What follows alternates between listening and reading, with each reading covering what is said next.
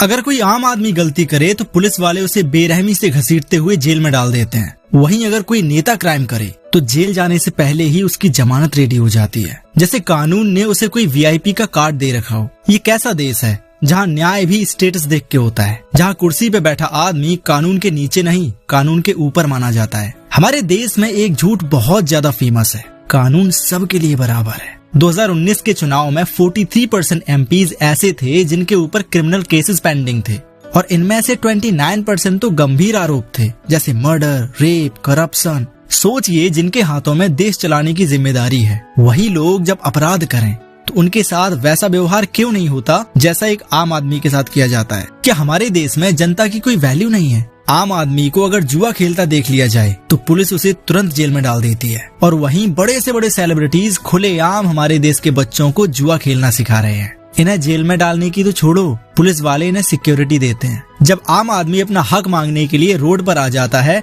तो उनके ऊपर लाठी चार्ज कर दिया जाता है, और नेता अगर जनता के खिलाफ कुछ भी करे तो मीडिया उसके सपोर्ट में हेडलाइंस छापता है। हमारे यहाँ की तो मीडिया भी इतनी अच्छी है, इसको ये दिखाने की फुर्सत मिल जाती है कि किस सेलिब्रिटी ने नाश्ते में क्या खाया, लेकिन इसको ये दिखाने की फुर्सत नहीं है कि आम जनता की प्रॉब्लम्स क्या हैं। जब भी किसी बड़े नेता पर केस होता है तो एक ही डायलॉग हर जगह गूंजता है, ये सब पॉलिटिकल कॉन्स्पिरेसी है, और कोर्ट में पहले से एंटीसिपेटरी बेल भी रेडी हो जाती है। जहां आम आदमी वारंट का इंतजार करता है, वहीं नेता जज से मिलने का वक्त सेट करता है। ये सिस्टम की सच्चाई है। जब तक नेता है तब तक अरेस्ट मुश्किल है, क्योंकि सिस्टम इतना करप्ट हो चुका है कि न्याय भी स्टेटस देख के होता है। संविधान तो बस जनता के लिए बना है, नेताओं के लिए एक अलग संविधान बना है जो इन लोगों ने खुद रेडी किया है, और इनके संविधान में वीआईपीज के लिए कोई सजा नहीं है। और सबसे बड़ी बात, जनता सब जानती है लेकिन चुप है। मुझे नहीं पता, मजबूर है, या उसे इन चीजों के बारे में पता नहीं है, या फिर इस अन्याय के सिस्टम को नॉर्मल मान चुकी है।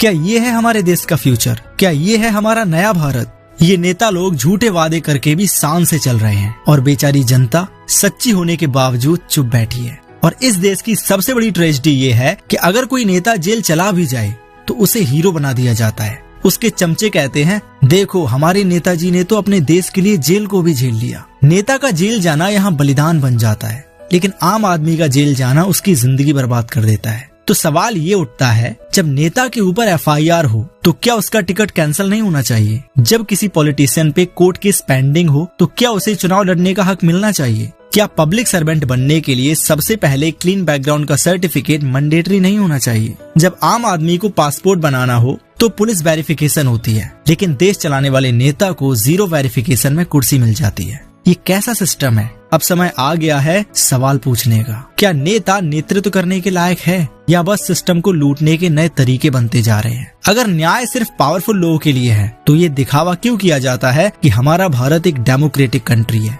अगर आपको लगता है कि अन्याय है तो खुद से एक बार जरूर पूछना, क्या मैं इस सिस्टम का पार्ट बन के चुप रहूंगा या फिर आवाज उठाऊंगा? क्योंकि अगर आप चुप रहे तो अगला नुकसान आपका होगा, और तब कोई नेता बेल लेकर आपकी मदद करने नहीं आएगा। जनता को सब दिख रहा है, अब बस उसे जागने की जरूरत है।